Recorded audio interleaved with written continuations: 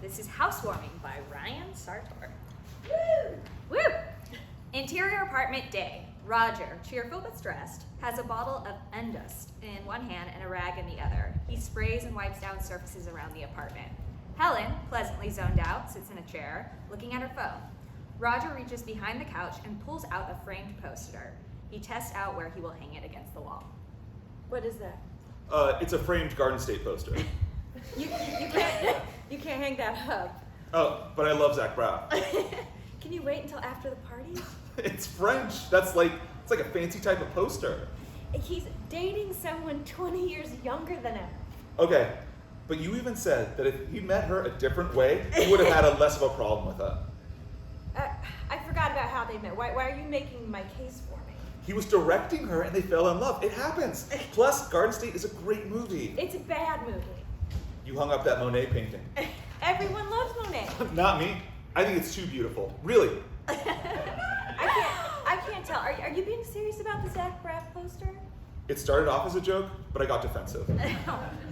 Why did you get it framed? Commitment to the bit. I'll hang it in my closet. Did you order the pizza? Yeah. Roger walks up to a crock pot in the kitchen. He opens the lid and stirs food. He puts down a wooden spoon and sits at the table across from Helen. He takes her hand. It's so funny. What? The idea of like a housewarming. Funny how? We're having friends and family at our apartment to make this feel like more real. Right, like they're witnesses. I guess it's similar to introducing a partner to friends. Does this look right to you? Does this look right? Us living together? I mean, you get it. Of the many things I love about you, what I love the most is that you always get it. Well, sometimes I don't get it, and then you get upset. God, yeah, I do. It's not really funny. My chili is looking pretty good. I'm glad. I've got regular Tostitos, but maybe I should run across the street and get scoops too. Like, those are fun. I think either is fun. Are you okay? You seem a little distracted. I want to talk to you about something. Oh, no. What? Are you breaking up with me again? Roger, what are you talking about? The last time you wanted to talk, you ended up breaking up with me. Well, no, I never actually have broken up with you. You've always broken up with me. I beg your pardon. I don't know why we're talking about this. It's not what I wanted to talk about. The last time we broke up, I was about to move in, and then you told me you wanted to date women. That's not what happened. Okay, what happened? I was just thinking about things, and then you made me talk about them before I was ready, and then that's just what came out. You were walking around with this pained look on your face. I wasn't supposed to ask?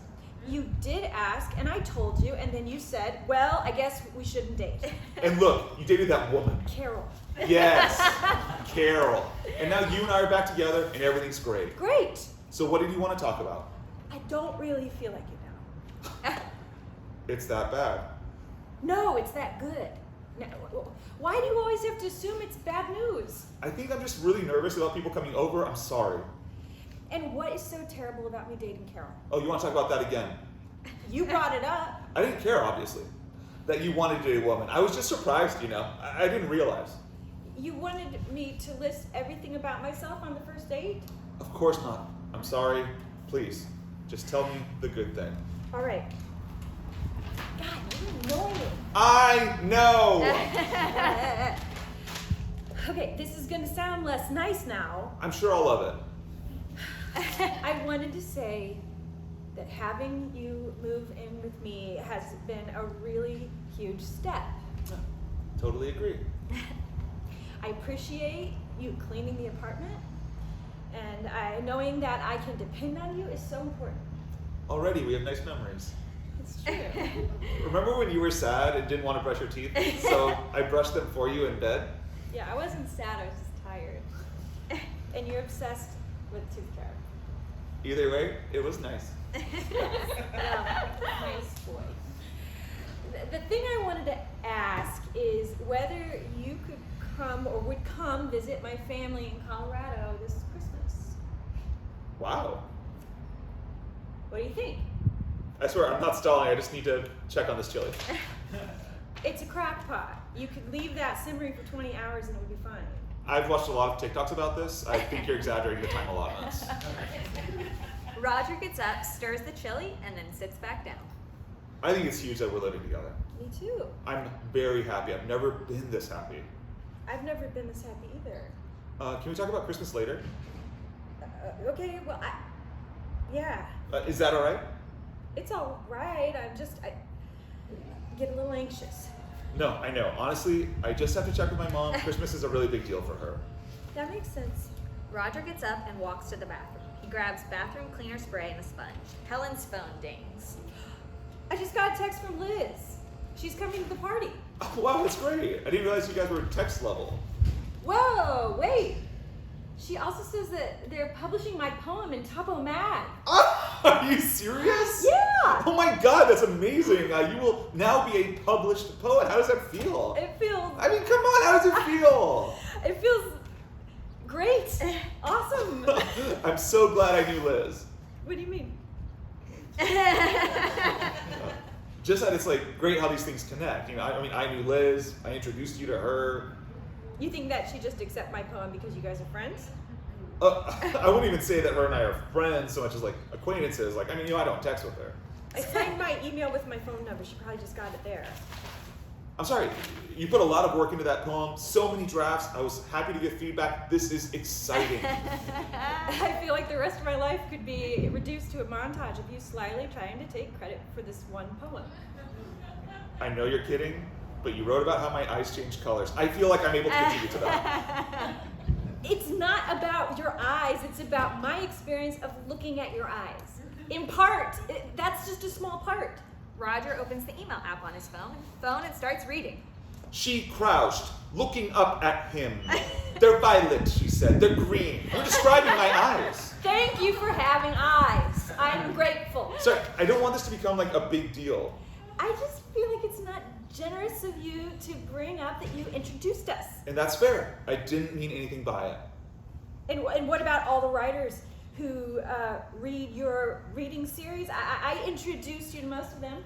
I've never denied that. Listen, people are going to be here soon. Can you just like put some more beers in the fridge? Helen moves to the kitchen. Roger goes back to the bathroom with his sponge. I'll never get over how much of your hair you pull off and just stick to the side of the shower.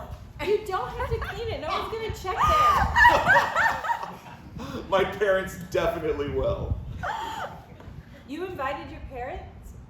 Yeah, you told me I should. I didn't think you would, though. Aren't they upset about all this? About what? You living with me? I told you, we had that conversation. Yeah, but you didn't really get into the details. You seemed upset when I brought it up. I was upset. So that's why I didn't explain. But now they're on their way, and I want to know what I need to be ready for. I told them, look, this is the woman I want to be with forever. I said, you have to respect that. Got it. And that went over well? At one point, they looked like they might cry, but neither of them did end up crying. I gotta use the bathroom. Sure. Roger steps back into the living room. Helen walks in the bathroom and slams the door. Helen throws up. A few moments later, she comes out. Are you okay? Yeah, I'm fine. Do you want me to sweep? What was that? You don't let me do anything. Can I sweep? I can sweep. You threw up in there? Yes, I did. Is this like the vineyard thing? I told you that was because I was car sick. Deborah said it was because you can't deal with intimacy. Oh, really? Is that what Deborah said? Yeah, it is. Well, nobody wants to hear what your therapist has to say. It's how I process my thoughts. Maybe I process my thoughts by feeling a little sick. Is that okay? Yes. I'm sorry. Why don't you think before you ask then? You know? Then you won't have to apologize so damn much. I'm gonna write that down. That's a great suggestion. I'm sorry, I'm just nervous too. I'm glad you told your parents. We're both nervous. This is good. And yes, it would be helpful if you swept the kitchen. Helen grabs a broom and starts sweeping. Do we really argue this much? We're just arguing a lot right now, so it feels like we argue all the time. But we can't even agree on that, how much we argue. I agree with you. But I'm also saying we're about to host a housewarming party. Fair. And part of this tension is that I'm trying to be more open with you, and I want to communicate everything. I love that. But I don't want you to get upset with what I say. Is this another fake out? You're gonna say something really nice now? The other day when we watched Before Sunrise and you said, we're like them. We live together, we're in love. That kind of freaked me out. I mean, in other ways we're like them. I mean, we talk all the time. They're on an adventure in Europe and we never go anywhere. I'm sure Celine and Jesse are in a lot of credit card debt. Just don't make romantic movies about that. And also, I got a little scared when you said that you told your parents that you want to be with me forever. Well, they're Catholics. That's all they understand. Where's the dustpan? Under the sink. Thanks. Oh, hey, can you do me a favor? Of course, what? Jake is going to be at the party, and I think they're hiring a new marketing manager. I want the job, but I don't want to seem like I'm fishing. That's great. I love that. And you're really good with people that way. You'll charm them. I mean, you're very charming. I'm inconsistently charming. I'm just as likely to cry.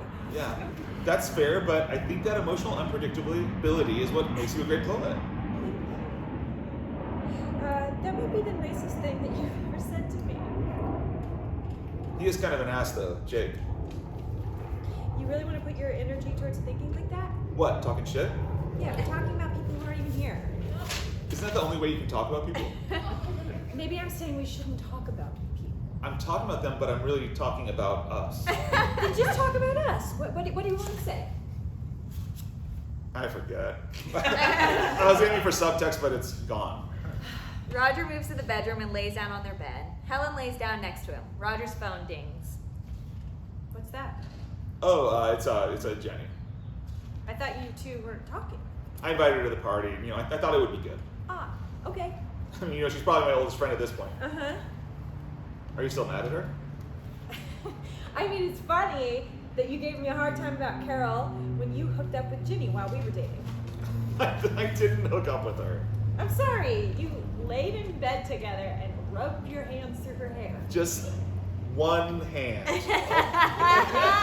Also, I think this is a good opportunity for me to flag that we're arguing and to take a step back. No, I want to have this argument. Okay, great. I actually subtweeted Jenny today, and you didn't like my tweet. I didn't see it. I know you were on Twitter. You tweeted. Yeah, well, I didn't want to get into this, but I found Twitter distracting lately, so I muted everyone that I follow. Including me. Yeah, I mean, including you. Including Jenny. Yeah, including Jenny. Helen reaches across Roger on the bed, grabbing his phone, opening Twitter. What are you doing? I want to see if you actually muted her. Okay, you did. I really, really like it when you get jealous. It makes me feel like you care. The other day I looked at your G-chat history. Really? I thought you might be talking to someone. I'm sorry. Did you find anything? Just you telling Charles that you were worried I might dump you. I should be offended, but once again, I'm flattered. I don't know what's wrong with me. Nothing's wrong with you. Roger gets another phone notification. Oh, nice. Someone's going to take my record player. You're giving up your record player? Yeah, I just figured we don't have a lot of room. Come on, you love your records. Don't give it up. Are you sure? I'm sure. Okay, I'll tell them not to come. Thanks, babe. You make it sound like I'm some kind of monster. Of course, I want this to feel like it's your place. Well, I appreciate that. So who else did you invite? I'm worried that just my parents are coming. Have you met Caitlin? She'll be here. Oh, yeah. She works with you, right? Yep. We used to follow each other on Twitter, and then she unfollowed me when we broke up. Drag. Maybe when I see her tonight, she'll refollow. Maybe. She's actually moving to the London office next week. Oh, that's exciting for her. Yeah, she put the transfer request in, and they're like, yeah.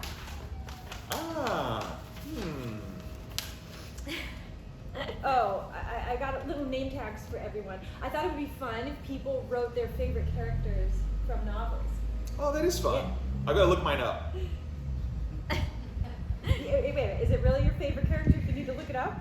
Oh, yeah, totally. I mean, my memory will go. I'm getting older. You're not that old. Roger looks down at his phone. Gary Harkness! That's it! From Don DeLillo's End Zone! Uh-huh. Did I ever tell you about the speed dating event where I filled out a name tag with my favorite novel character? Oh, now that you mention it, you must have. That's probably where I got the idea. I just remember that night I got so drunk. I was at Grand Central to take the train back to Connecticut, throwing up. Yeah, you definitely told me this story. And cops came over and thought they'd arrest me. That's when I knew I had a drinking problem. Good you found out then, right? Hey, that's the thing you said about Caitlin moving to London. Is that something you'd want to do? What? Well, I mean, you've said before that you wanted to spend some time in Europe. If I wanted to move to London, wouldn't I discuss that with you? Right. I guess so. You're constantly looking for ways in which I'll betray you. It's exhausting. I can hear myself. I'm worried that it's going to become some kind of self-fulfilling prophecy. I know what you mean. Really? I know what you mean? That's what you've got for me? Well, honestly, asking you to come back to Colorado, I was kind of hoping a little bit that if I said something that big... That you'd feel it. Yeah. Oh, God. It's happening again. Roger, nothing is happening. Just stop. You're breaking up with me. At no point did I bring up breaking up. You just initiated it right now. I'm going to look like such an idiot in front of my parents. No one is breaking up. You won't let me give away my record player because you're moving to London and you want my records to keep me company. Okay, maybe we should cancel the party. What? No, we can't. If we're breaking up, we can't have a housewarming. So we are breaking up. You're the one who said it. Is this because my parents wish you were Catholic? It doesn't make me feel great to hear you confirm that, but no. Let's just forget it. Let's just stay together. Okay, we can talk about it after the party. That feels like you're stalling. I am stalling, yes, because we have to host a party. Maybe we should cancel it. Are you kidding me? I just suggested that. Roger's phone rings. Oh, God, that's my parents. I'm going to cry. Do you want me to talk to them? Wow, you're just so sure that you won't cry. Okay, I'll do it. Hey, Mom and Dad. Yeah, I-95 turns into 278 West. You're coming from Merritt. I don't know. Can you check on your phone? Yes, I know Dad likes to print out directions, but it'll take you just as long to check on your phone as it would take me. Oh, hey. Also, while I have you, do you care if I don't spend Christmas with you? What? No, never mind. Forget it. Roger hangs up the phone and turns to Helen. She didn't seem happy about the Christmas thing. No. One thing you haven't thought about, if we break up, some of your friends might choose me. That won't happen. What will happen is that women will want to date you now that you've dated me. What? Because you're so cool or something? Yes. You're delusional. Helen's phone dings. Caitlin just got off the train. She's walking over. I just want one thing on the record. You're the one who asked me to move in with you. Are you serious? I did not. You said I should move in. You kept talking about how terrible your roommate was, and what was I supposed to do? You're trying to argue I coerced you into asking me to move in. Yes. I gave up an apartment to move here. Sometimes people break up and move out. It's been less than a month. Now you're yelling. This is the next step. Oh, I feel like I'm going to throw up. The doorbell rings. I'll answer it. Don't say anything about this. Let's talk about it. Please, come on. Shut up! Wait, one more thing. I always knew you were the one for me because I never had that voice in my head doubting it. Is that a question? Did you have the voice? Yeah, I had it. Really? You have to tell the other person if you have the voice! Oh my God, I'm sorry. I did not know you had to tell the other person. Now, please, just... Helen opens the door. Roger and Helen both grin at their guest. Hi! The end.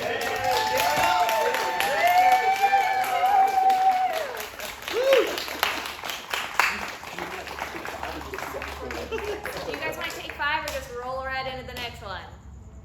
Let's just roll. Let's roll! Yeah.